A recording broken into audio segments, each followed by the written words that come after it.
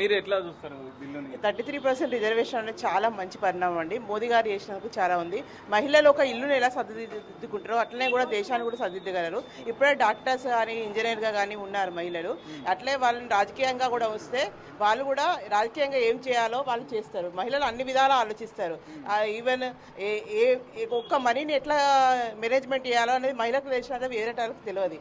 ఒక ఇల్లుని ఎట్లా నడుపుతారో అట్లా దేశాన్ని కూడా నడపగలరు. ఇది చాలా శుభ పరిమాణం. ఫస్ట్ మోదీ గారికి థ్యాంక్స్ చెప్తున్నాం.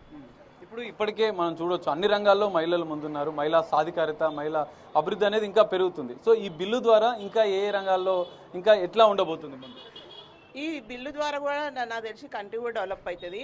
ఇప్పుడు మామూలుగా ఇవరకున్న పొలిటీషియన్స్కి మనీ మేనేజ్మెంట్ వీళ్ళ మహిళకు వేసినంత తెలియదు. ఒక మహిళ అనేది ఇంటిని ఎట్లా ఇచ్చిన డబ్బులు ఎంత సమర్థవంతంగా చూపిస్తుంది. అట్లనే ఉన్న మహిళ కూడా ఏ కేటగిరీకి ఎంత ఇవ్వాలనేది మహిళకు తెలిసినంత కూడా మిగతా వాళ్ళకి ఎవరు తెలియదు. కాబట్టి మహిళలు రావడం వల్ల మన కంట్రీ కూడా డెవలప్ అవుతుందని అనుకుంటున్నాను.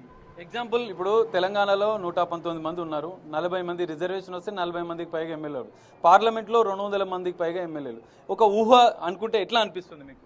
ఇమాజిన్ చేసుకుంటే చాలా బాగుంటుందండి. మహిళా రిజర్వేషన్ ఉండడం చాలా బాగుంటుంది. ఎందుకంటే మహిళలు కూడా అన్ని రంగాలు డెవలప్ అవ్వాలి. ఎప్పుడంటే ఒక ఎప్పుడైనా ఇంటికి ఇల్లాలే వెలుగు అన్నట్టు మహిళలు కూడా మన పార్లమెంట్ కానీ అసెంబ్లీ కానీ వస్తేనే మన కంట్రీ అయినా తర్వాత స్టేట్ అయినా డెవలప్ అవుతుంది. మేడం, మీరు యంగెస్ట్ అడ్వకేట్ గా ఉన్నారు. సో ఈ బిల్లుని ఎట్లా చూడబోతున్నారు? Feeling happy for this movement actually. Women are being try to being in every situation they have to be right.